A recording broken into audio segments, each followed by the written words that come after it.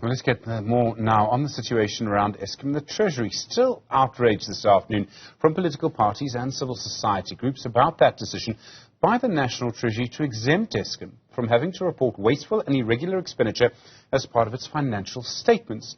The Treasury says this is to help Eskom to escape from having a qualified audit, and that it would make it easier for Eskom to borrow money, which should make it easier to help Eskom keep the lights on. But organisations from Solidarity to the Black Business Council have all lined up to condemn it. Thulani Tshefuta is the community constituency head at NEDLAC. Thulani, good afternoon to you. How do you feel about it? Are you as angry as everyone else seems to be? Good afternoon, Stephen, and your viewers. We are very unhappy with this decision, primarily because we must understand and appreciate the fact that Eskom is where it is, not because of anything other than the biggest contributory factor being bad management decisions which were taken right from the governance into the management of Eskom. And so this type of behavior now goes a long way into concealing the rot which we deserve to know about the governance and the management of Eskom. If anything, this type of behavior is going to perpetuate the long-standing blackmail that South African communities and households are subjected to, which is that of saying Eskom is too big to fail, and therefore everything and anything possible must be done to protect Eskom. Our contract with Eskom is not the brand Eskom, but the resultant product of what Eskom must produce in serving the people, being electricity. So that is all that we need. The National Treasury says this will help Eskom borrow money. They say Eskom will still have to report wasteful, fruitless and irregular expenditure in its annual report, and so that information will still become public. Does that change anything in all of this for you? No, it does not. If we could hold our society into high standards of good corporate governance and accountability, at the time of a pandemic like COVID-19, why would it let it go? Why would we let it slide under the circumstances in which Eskom is in? Eskom is not facing any pandemic. Instead, Eskom is facing and needing good leadership that is going to reverse the acts of misbehavior and acts of poor management decisions at Eskom. What we rather need are high standards of transparency, high levels of accountability and good governance that we expect from Eskom. And so it is understandable that Eskom will need its record to go and borrow money. But still, we know seated here, it would be a false promise. It would be under a false pretense to suggest that Eskom will be having a clean audit. Eskom must earn the clean audit. Eskom must not be given the clean audit for the perpetuation of the blackmail that Eskom is too big to fail. Eskom must earn the respect of the public in terms of its accountability. We were promised that Eskom new board is coming to uphold good corporate governance. They must prove themselves. They must end the tech and open up their books into public scrutiny. What I don't quite understand, Thulani, is, it's been a long time since I've seen the Black Business Council, the Economic Freedom Fighters, and AfriForum and Solidarity agreeing on the same thing, right? You know our society. That doesn't happen too often. Here they all are lining up to criticize and condemn the National Treasury. Now, the National Treasury, sure, they say it'll help Eskom borrow money. What do you think's really going on then? Why would the Treasury do this? They're clever people, aren't they?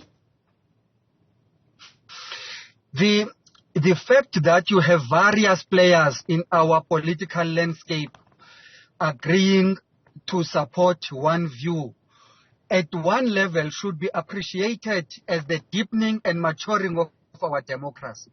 What we have always called for is that we must be able to identify issues of national interest, which national interest must transcend racial lines, which national interest must transcend party political affiliation, which national interest must be truly in the best interest of the people that the government must be serving.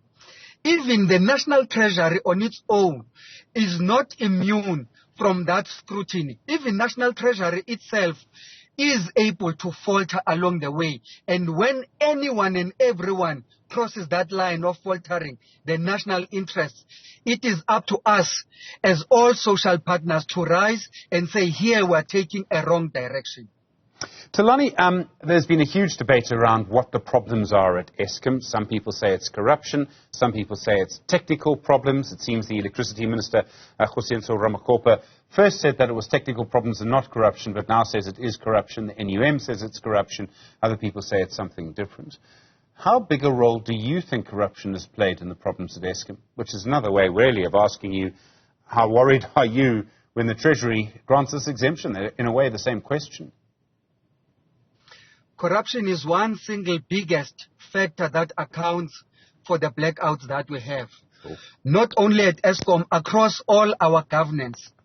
And we argue that corruption is that one biggest contributory factor, even to our economic status, even to the levels of poverty that we witness in South Africa, the levels of poor service delivery in some areas, and the underdevelopment. All those factors have one lowest common denominator, which is corruption. Because what corruption does is that it takes away resources that should be going into the national development agenda, but they get diverted into private pockets and the private hands.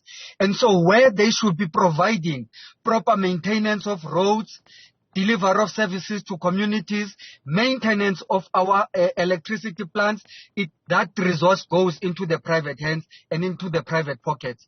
And so, in correcting some of these socio-economic ills, when you minus corruption, it therefore puts you in a position where you may not need new money, you may not need new resources, but just collect and reposition and channel those resources that have always been going into corruption, into the national development discourse. Then you are going to see positive developmental results. And so corruption is definitely a factor.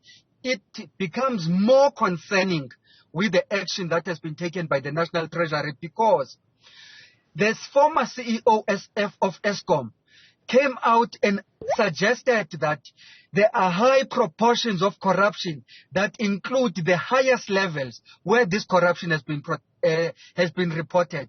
So now if you say irregular expenditure, wasteful expenditure must not be reported, to some it may be viewed as a trade-off between the powers that be and the former CEO of Eskom to say, for you not to continue speaking, we are going to conceal their own transactions that were done under your leadership. Because remember, there are transactions on emergency basis that were also done by the former CEO of Eskom. And so those trade-offs are not in the best interest of Eskom, are not in the best interest of providing sustainable electricity into our communities. If anything, they are not in the best interest of the people that must be served by Eskom. Thulani Tshefuta, thank you very much indeed. Community constituency head at NEDLAC. Really do appreciate the time.